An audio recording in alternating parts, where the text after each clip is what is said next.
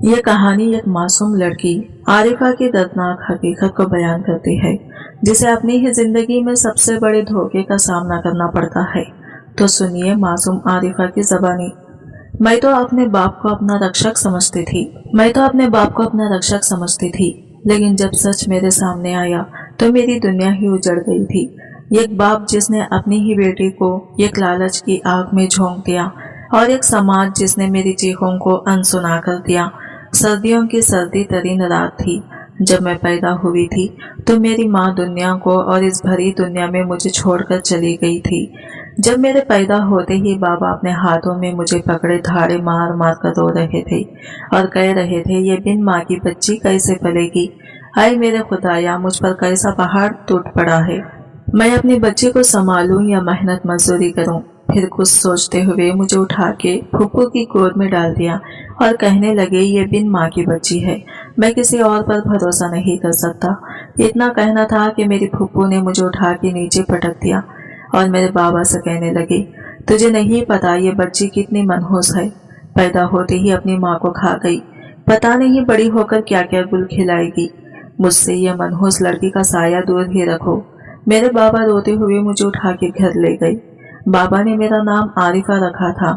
بابا نے مجھے نانی کے گھر چھوڑ دیا اور میرے بابا گھر میں تنہا رہنے لگے۔ میرے بابا ایک میڈیکل اسٹور میں کام کرتے تھے۔ جب شام کو گھر لوٹتے تو تنہائی میرے بابا کو ستانے لگتی۔ ماں کے چلے جانے کے بعد وہ بہت ٹوٹ سے گئے تھے اور ایسے غم میں وہ نشے کی عادی ہو گئی تھی۔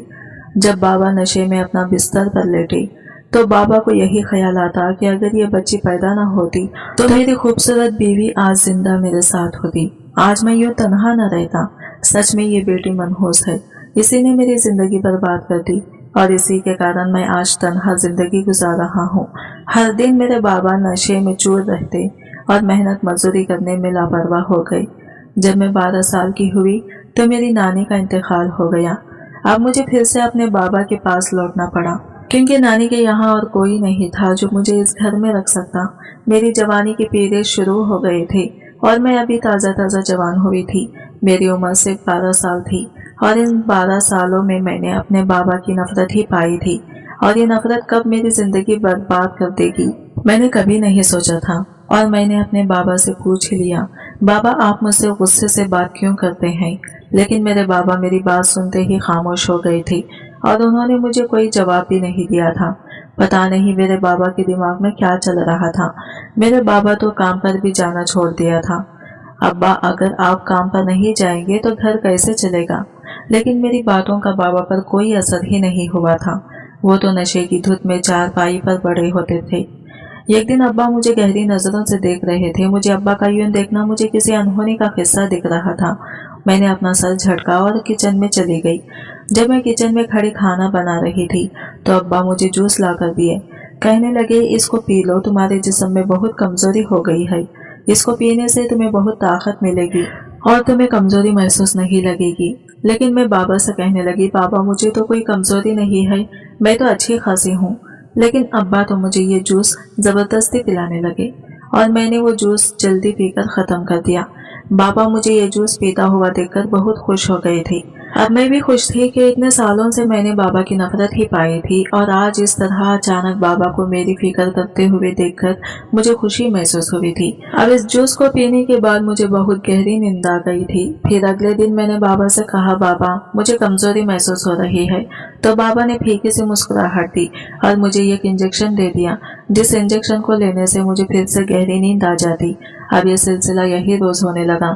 پہلے تو بابا مجھے جوس میں کوئی ایسی چیز ملا کر دیتے جس سے مجھے کمزوری محسوس ہوتی، پھر یہی انجیکشن لگا کر کہتے، فکر مت کرو، تم جلدی ہی ٹھیک ہو جاؤ گی۔ پھر ایک دن ابا مجھے کہنے لگے، بیٹی آج کھانے میں بریانی بنا لینا، آج میرا دوست گھر پر آئے گا کھانے کے لیے۔ پھر میں نے ابا سے پوچھا، ابا کون سا دوست؟ پھر ابا نے کہا، تو اسے نہیں جانتی، تو بہت چھوٹی تھی جب میرا دوست نے تجھے کھلایا کرتا تھا، اور وہ آج باہر ملک سے سیدھا ہمارے گھر آ رہا ہے، اس لیے کہہ رہا ہوں اچھا کھانا بنا لینا۔ سردیوں کی سخت رات تھی۔ دروازے پر دستک ہوئی تو بابا نے دروازہ کھولا تو دروازے پر بابا کا دوست کھڑا تھا۔ بابا اس کو دیکھتے ہی خوشی سے اس کے گلے لگ گئے۔ دونوں ہی ہم عمر کے تھے۔ तकरीबन इन दोनों को देखकर लगता था 50 साल के लगभग होंगे। बाबा का दोस्त बोला, अरे भाई मुझे अंदर तो आने दे, क्या अब पूरी बातें बाहर ही करेगा क्या? बाबा ने खुश होते हुए इसे अंदर बुलाया और बाबा ने मुझे आवाज दी, आरिफा बेटा जल्दी से खाना लगाओ, मेरे दोस्त को बहुत भूख लगी होगी। इतने में मैं खाना लेकर बाहर आ गई। मेरे बाहर जाते ही बाबा का दोस्त मुझे अजीब नजरों से घूरने लगा था। इसकी नजरें मेरे वजूद से आर पार हो रही थी। वो मुझे देखते ही पलक झपकना भूल गया था और वो मुझे देखते ही अपने होठों पर जबान फेरने लगा। इसकी गंदी नजरें मेरे वजूद पर चिपक से गई थी। तभी बाबा ने इससे कहा कि किस ध्यान में खो गए हो, ये मेरी बेटी आरिफा है। फिर बाबा का दोस्त कहने लगा, ये वही बच्ची है जिसे मैं बचपन में अपने हाथों से खिलाया करता था। अब मुझे बिल्कुल भी यकीन नहीं हो रहा है कि कुछ ही सालों में इतनी जवान हो जाएगी। अभी तो इसकी इतनी उम्र नहीं है, ये उम्र से पहले इतनी खूबसूरत जवान कैसे हो सकती है? बाबा ने फौरन इसका ध्यान भटकाते हुए कहा, खाना ठंडा हो रहा है, जल्दी से खा लो। मुझे बाबा की दोस्त की हरकतें कुछ अजीब सी लगी थी। फिर बाबा का दोस्त कहने लगा, मैं आज रात यहीं पर रहूंगा। बस ये कहते हुए लालच भरी नजरों से मुझे देख रहा था। लेकिन बाबा तभी इसे झूठ कहने लगे कि आज मुझे बहुत जरूरी काम है, इसलिए मैं आज घर पर नहीं रहूंगा। मेरी बेटी अकेली है, इसलिए तुम जा सकते हो। बाबा का दोस्त मुझे देखकर फिर से अपने होठों पर जबान फेरने लगा और वो यहाँ से चला गया।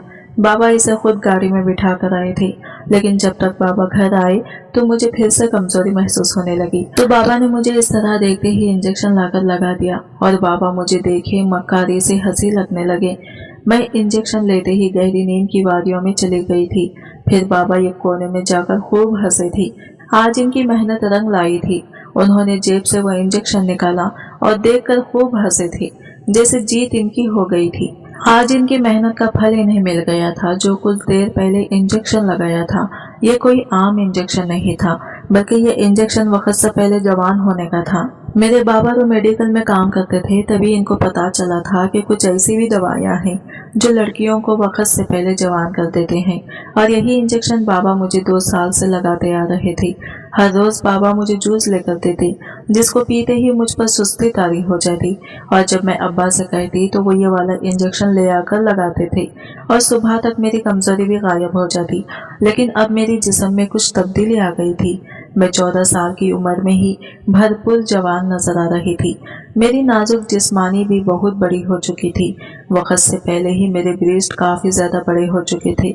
मुझे तो कुछ समझ नहीं आ रहा था कि ये मेरे साथ क्या हो रहा था। अगले दिन मैं किचन में खाना बना रही थी तो पड़ोस वाली आंटी घर में दाखिल हुई। अरे वो आरिफा बेटा, थोड़ा नमक देना, हमारा राशन खत्म हो चुका है, शाम को ही ला पाऊंगी। जब मैं नमक लेकर आंटी के पास गई तो आंटी ने मुझे गहरी नजरों से देखा तो कहने लगी, माशाल्लाह कितनी खूबसूरत हो गई है, तू तो पक्की जवानी की दहलीज पर पहुंच चुकी है। तेरा खत काट देख, कितना खूबसूरत दिख रहा है। तेरा जिस्म तो देख, रोज रोज खूबसूरत बनता जा रहा है। लेकिन मेरी बेटी भी तेरी ही हम उम्र है, दोनों एक ही दिन पैदा हुए थे, लेकिन वो तो अभी भी छोटी सी बच्ची ही नजर आती है। हालांकि तुम दोनों तो 14 साल की हो। ना जाने तुम वक्त से पहले कैसे जवान हो गई हो। आंटी तो मुझसे भरे अंदाज में पूछे जा रही थी, लेकिन मैं इनकी बातों से चिढ़ने लगी। अक्सर ही आंटी मुझसे यह कहती थी, लेकिन अब मैं अपने आप पर गौर करने लगी। सच में ही जवान नजर आने लगी थी। मैं 14 साल की नहीं, जैसे 22 साल की लड़की की तरह दिख रही हूँ। जब आईने में खड़े अपने आप को देख रही थी तो मेरी जिस्मानी बहुत ही ज्यादा बढ़ चुकी थी। आमतौर पर ऐसी लड़कियां तो नहीं होती जिसका ब्रेस्ट साइज भी इतना बड़ा हो जाए। अब मैं सोचने लगी कि ये सब मेरे साथ किस लिए हो रहा है, क्यों मैं वक्त से पहले जवान हो गई थी। मैंने थोड़ा नमक डालकर आंटी के हाथ थमा दिया और इसके बाद वो वहां से चली गई थी। आंटी की बातें सोच सोचकर मेरा दिमाग फटा जा रहा था कि मैं कैसे इतनी जल्दी जवान होते जा रही हूँ। मेरा खाना पानी भी लिमिट ही थी, फिर मैं कैसे जवान होते जा रही थी। ये जवानी भी ऐसी थी कि जो कोई भी मुझे देखता वो अपने होठों पर जबान फेरने लगता। तभी मैं समझी कि बाबा के दोस्त ने मुझे इस तरह से क्यों घोरा था। मुझे तो अब फिक्र होने लगी थी। अब मेरे कपड़े भी बहुत टाइट टाइट हो रहे थे। मैं तो अब एक भरपूर जवान हो चुकी थी। आंटी ने तो मुझे एक नई टेंशन देकर चली गई थी। खैर मैं इन सब बातों का सर झटक गई। कमरे में बाबा कर्राटे मारे सो रहे थे। मैं घर में अकेली इधर उधर टहल रही थी। किचन का राशन अब खत्म हो चुका था। अब बाबा को बताना बहुत जरूरी था और थोड़ी देर के बाद मैं बाबा के पास चली गई थी और बाबा के कंधे को हिलाया। बाबा तो ऐसे हड़बड़ाकर उठे जैसे कोई कयामत आ गई हो और मुझ पर चिल्लाते हुए बोले, क्या हुआ, क्यों उठा रही हो? सुबह सुबह कितनी बार कहा तुमसे, जब मैं कच्ची नींद से जागता हूँ तबीयत खराब हो जाती है मेरी। मुझे जल्दी मत उठाया करो, बिल्कुल अपनी माँ की तरह हो। इसे भी बस यही पढ़ा देता था, मैं सुबह सवेरे उठकर किसी काम पर निकल जाऊं। फिर मैं अब्बा से कहने लगी, अब्बा अगर आप कमाने नहीं जाएंगे तो ये घर कैसे चलेगा? बाबा मुझे एकदम गहरी नजरों से देखने लगे और कहने लगे, तुम किस दिन काम आओगी? तुम पर इतनी मेहनत की है, आज मुझे इसका फायदा तो चाहिए ना। ये कहते हुए बाबा जल्दी से उठकर बाहर निकल पड़े। मैं तो ये सोचने लगी थी कि बाबा मुझसे ये क्या कह रहे हैं। मुझे तो इनकी बातें कुछ भी समझ में नहीं आ रहा था। अब बाबा पता नहीं कहाँ चले गए थे, लेकिन मुझे कुछ अजीब सी बेचैनी हो रही थी। मेरे दिमाग में मुझे अजीब तरह के ख्यालात आ रहे थे। बस मैं घर में अकेली इधर उधर टहल रही थी। दिन से रात हो गई थी लेकिन बाबा घर नहीं पहुंचे थे। मुझे अब बाबा के लिए परेशानी होने लगी थी। रात के अंधेरे में मैं खौफ के मारे कांप रही थी। तभी बाबा दरवाजा खोल के अंदर दाखिल हुए। सिर्फ बाबा अकेले नहीं पहुंचे थे, बल्कि बाबा के साथ इनका दोस्त भी आया था, जिसने मुझे पहली दफा देखकर अपने होठों पर जबान फेरी थी। मैं तो इसको देखकर मेरी दिल की धड़कनें खौफ के मारे तेज हो जाती। मैंने बाबा को सवालिया नजरों से देखने लगी तो बाबा ने कहा, आरिफा जल्दी से तैयार हो जाओ, अभी इसी वक्त तुम्हें चलना होगा। मैंने हैरान होते हुए बाबा से पूछा, बाबा हम कहाँ जा रहे हैं? तो बाबा ने ये अजीब सा जवाब दिया, जिस जवाब को सुनते ही मुझे ऐसा लगा जैसे जमीन फटे और मैं इसमें समा जाऊं, क्योंकि बाबा का जवाब ही कुछ ऐसा था। अगर कोई भी बेटी अपने बाप के मुंह से ये बात सुनती तो वही अल्लाह को प्यारी हो जाती। बात ही कुछ ऐसी थी। बाबा ने मुझसे कहा था कि आरिफा मैंने तुम्हें जुए की बाजी में हार दिया है, इसलिए अब तुम्हें खैसर के साथ जाना होगा। ये सुनना था कि मेरे आंखों से आंसू जारी हो गए थे। मैं सोच भी नहीं सकती थी कि मेरे बाप मेरे साथ इतना बड़ा खेल खेल गया था। और तभी मेरी नजर खैसर पर पड़ी तो खैसर लालच भरी नजरों से मुझे घूर रहा था। अब्बा की बात सुनकर मैंने नार में सर हिलाते हुए रोने लगी, चिल्लाने लगी, नहीं अब्बा, आप मेरे साथ ऐसा कैसे कर सकते हैं? मैं आपकी बेटी हूँ, मैं आपका वाहिद सहारा हूँ। प्लीज आप मुझ पर रहम करें। लेकिन मेरे जालिम बाप को कुछ फर्क ही नहीं पड़ा। बाबा तो जैसे पत्थर जैसा हो गया था। मैं रोते रोते बेहोश हो गई थी। तभी खैसर ने मुझे अपनी गाड़ी में बिठा कर ले गया। खैसर के चेहरे पर खुशी थी। फिर थोड़ी ही देर के बाद मेरी आंख खुली तो मैं एक शानदार बेडरूम में थी। बेख्तियार हड़बड़ा कर उठ बैठी थी। मैं हैरान और परेशान हो गई थी। मैं सोचने लगी थी कि ये मैं कहाँ आ गई हूँ। तभी मुझे याद आने लगा कि मेरे बेहोश होने से पहले मेरे साथ क्या हुआ था। मेरे बाबा मुझे जबरदस्ती एक इंजेक्शन लगाया था, जिसके कारण मैं बेहोश हो गई थी। ये सोचकर मेरे तो रोंगटे खड़े हो गए। मुझे अपने ही बाप से ये बिल्कुल भी उम्मीद नहीं थी। क्या कोई बाप इस तरह से इतना गिनहोना खेल खेल सकता है? मैं फूट फूट कर रोई थी। बाबा ने मेरे साथ ऐसा क्यों किया? क्यों किसी के हाथों भेज दिया? मुझे बार बार यही ख्याल आ रहा था। यही सोचकर मैं रो रही थी। तभी अचानक कमरे में खैसर दाखिल हुआ। आते ही इसने दरवाजा लॉक किया और दरवाजे की कुंडी भी लगा दी। मेरा तो दिल हलक में आ गया था। खैसर की भूखी निगाहें मेरे वजूद पर आर पार हो रही थी। वो धीरे धीरे मेरे करीब आया। जैसे जैसे ये मेरे करीब आ रहा था, मेरा वजूद पूरा खौफ से कांप रहा था। नहीं, मुझे जाने दो, मेरे साथ ये जुल्म मत करो, मुझे बाबा के पास जाना है। तभी खैसर जोर से हंसने लगा और कहने लगा, कौन सा बाप? तुम्हारा अब्बा तो खुद तुम्हें 2 करोड़ की कीमत में तुम्हें बेचा है। ये सुनना था कि मैं खून के आंसू रोने लगी थी। तभी झटके से खैसर मेरे करीब आ गया। झट से मेरा दुपट्टा उछालकर दूर फेंक दिया। मैं अपने आप में सिमट गई थी। मेरे होशो हवास बेगाना हो गई थी। मैं सोच भी नहीं सकती थी कि मेरा बाप इस तरह से मेरी जिंदगी बर्बाद करके रख देगा। जब खैसर मेरे वजूद से अपनी प्यास को बुझाता रहा, मेरी चीखों को अनसुना कर दिया था। मैं चिल्लाती रही, रोती रही, इसके पांवों पड़ गई, मगर वो जालिम शख्स मुझे नहीं छोड़ा। और मेरे साथ जुल्म करता रहा। इसकी शिद्दतों को बर्दाश्त करना मेरे बस में नहीं था। रात भर इसकी शैतानी शिद्दतों को सहकर मैं बेहोश हो गई थी।